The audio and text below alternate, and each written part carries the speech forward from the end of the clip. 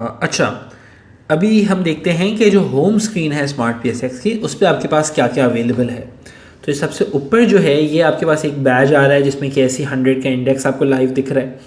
ये आपको बता रहा है कि मार्केट ओपन है, क्लोज्ड है। फिर ये जो है, ये आपके पास ऑल पोर्टफोलियोज़, अगर आपके मल्टीपल पोर्टफोलियोज़ हैं तो यहाँ पे एक सेलेक्टर आता है।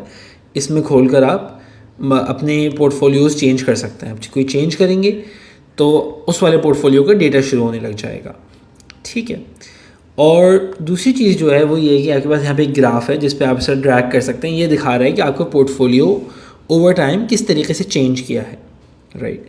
ऊपर जो है ऑब्वियसली सबसे ऊपर इधर मार्केट वैल्यू है, उसके नीचे आज का टुडे का प्रॉफिट है। अगर आज हफ्ते का दिन है तो एक कल का यानी जुम्मे का प्रॉफिट दिखा रहा होगा। फिर एक ऑल टाइम प्रॉफिट आपको दिखा रहा है।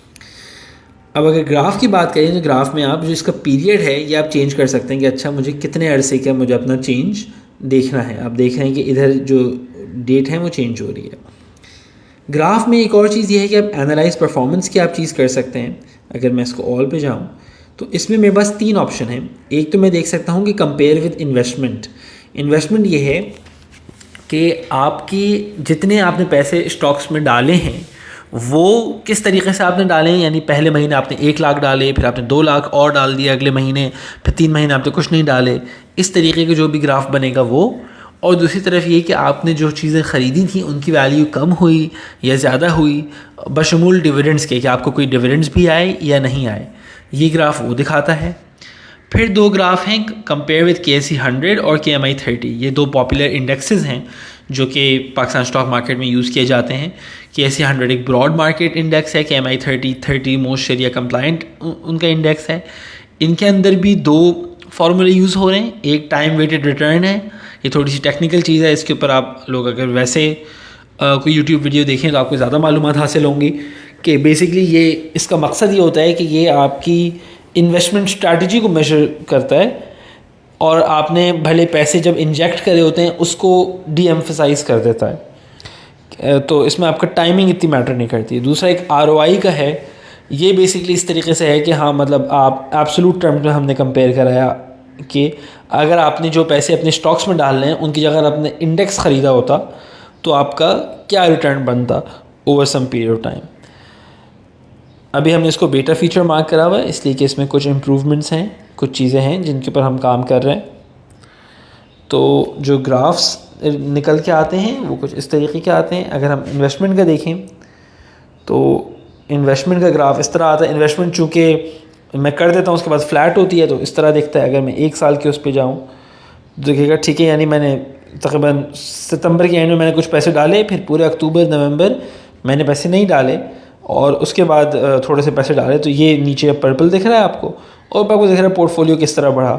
ये पोर्टफोलियो बहुत अच्छा बढ़ रहा था, फिर ईरान वाली जंग शुरू हो गई, ईरान इसराइल की, तो पोर्टफोलियो अच्छा खासा नीचे नीचे गिरा। अब जंग बंदी हो रही है तो ये वापस ऊपर जा रहा है। तो ये कुछ इसका मैकेनिज़्म है। इसमें एक चीज़ जो बताना ज़रूरी है ख़ास तौर से जो KSE 100 और KMI 30 वाले कंपैरिजन्स हैं उनमें ये है कि आपके पोर्टफोलियो में हो सकता है आपके पास कोई ऐसा स्टॉक हो जिसका स्टॉक स्प्लिट हुआ हो या ऐसा कोई कॉर्पोरेट एक्शन परफॉर्म हुआ जो कि फ़िलहाल हमारा सिस्टम उसको सही से ट्रैक नहीं करता। उस कहने का मकसद ये है कि फ़र्ज़ करें कि आपके पास सिस्टम्स के 50 स्टॉक्स थे, अब सिस्टम्स में स्टॉक स्प्लिट हुआ, अब आपके पास सिस्टम्स के 500 स्टॉक्स हो गए। तो और अब जो हिस्टोरिक डेटा ग्राफ है वो भी स्टॉक सिस्टम का चेंज हो गया है। पहले सिस्टम की प्राइस 800 थी, अब 80 रुपये हुई हुई है। राइट, फ़र्ज़ करें। तो अब जब सिस्टम देखेगा वो देखेगा अच्छा इस बंदी के पास 2005 से सिस्टम्स का स्टॉक चल रहा है और उसकी प्राइस जो है वो गलत वाली प्राइस उठाएगा क्योंकि PSX वगैरह सब पे प्राइस अपडेट हो जाती है। तो इस वजह से अगर आपको थोड़ा ग्राफ कभी अजीब से लगे कंपैरिजन ग्राफ, तो इस बात को याद रखिएगा कि अगर कोई ऐसा स्टॉक हो तो वो थोड़ा सा एक बायस क्रिएट कर सकता है। वो गैप बिला वजह का एक गैप इंट्रोड्यूस कर सकता है या गैप रिमूव कर सकता है बेंचमार्क और आपके पोर्टफोलियो के बीच में। इसके ऊपर भी हम इंशाल्लाह काम करेंगे इसको इम्प्रूव करने में। फिर नीचे जो आए, नीचे हम देखें तो एक हमारे पास इन्वेस्टेड का अमाउंट है। ये वो अमाउंट है जिसके आपने टोटल स्टॉक ख़रीदे हुए हैं, यानी मैं 10 लाख रुपए स्टॉक मार्केट में डाले हुए हैं तो ये वो अमाउंट है। रियलाइज्ड प्रॉफिट एंड लॉस जो है वो आपके हिस्टोरिकल डेटा के ऊपर है कि आपका हिस्टोरिकल डेटा, आपने इतनी चीज़, इतने का स्टॉक्स बेचकर इतने पैसे आपको मिल चुके हैं, ठीक है। और ये इसमें CGT जो 15% लगता है उसको हमने माइनस किया हुआ है, और इसमें लॉसेस और सब एडजस्ट करके एक ये नंबर है। सीधे हाथ पे आपको दिख रहा है ये डिविडेंड्स का नंबर है कि जी टोटल आपको डिविडेंड्स कितने मिले हैं आज तक। फिर टैक्सेस पेड हैं, इसमें तो आपका विद होल्डिंग टैक्स और कैपिटल गेंस टैक्स शामिल हैं।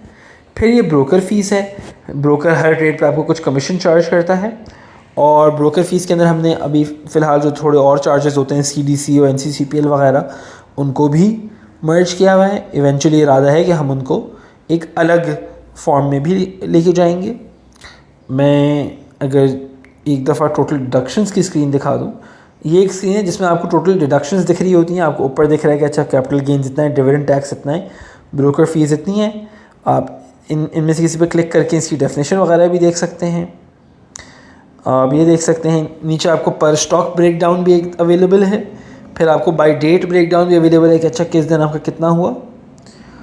तो ये एक चीज़ है, ये आप अपने सारे पोर्टफोलियोज़ के लिए भी देख सकते हैं कि अच्छा पोर्टफोलियो लेवल किस में कितना मेरा वो हुआ है, कितनी डिडक्शंस हुई हैं। क्योंकि ये जानना ज़रूरी है कि हाँ हमने इतने पैसे डाले और इतने पैसे आ रहे हैं, लेकिन पैसे जा कहाँ रहे हैं। तो ये एक ब्रीफ इंट्रो था स्मार्ट PSX की होम स्क्रीन।